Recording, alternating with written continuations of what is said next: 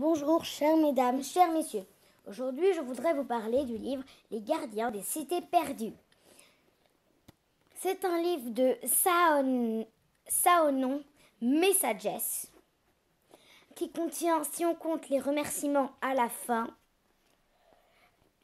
493 pages. Résumé du livre. C'est l'histoire d'une petite fille qui s'appelle Sophie. Elle n'est pas comme tout le monde. Bien qu'elle soit élevée parmi les humains, c'est en vérité une petite elfe qui l'apprend quand Fritz, un garçon qui la recherche depuis 12 ans, l'aborde enfin. Je vais donc vous lire un extrait du résumé.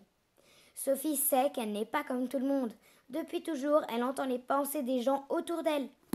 Cela veut dire qu'en fait, elle est une elfe qui a des pouvoirs très très rares. Elle arrive à violer les défenses des plus grands personnes qui ont ça et c'est vraiment quelqu'un de très spécial parce qu'en vérité, elle est une arme secrète au sein d'une organisation. Du coup, ils l'ont dotée d'une très grande mémoire, une mémoire photographique, une mémoire, voilà, et des tas de trucs pour pouvoir les aider à... Mais elle ne veut pas rejoindre le rang de ces gens qu'on appelle les cygnes noirs. Bien que Pantris, celui qu'on soupçonne d'être son père, y ait laissé sa vie. Il y a 5 tomes et c'est tous des très beaux tomes. Voilà. Donc voilà. On n'est qu'au premier tome, hein, ne vous en faites pas. J'ai beaucoup aimé ce livre parce qu'il y a un peu d'amour, mais il y en aura plus dans les autres tomes. Je ne vais pas tout vous dire.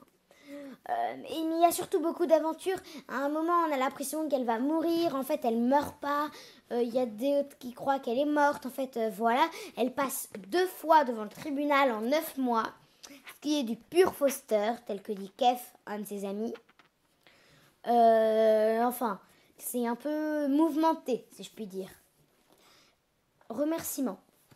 Je remercie les gens qui sont abonnés à ma chaîne et rien ne me ferait plus plaisir que d'autres s'abonnent à nouveau, car j'aimerais bien avoir au moins 100 abonnés sur ma chaîne.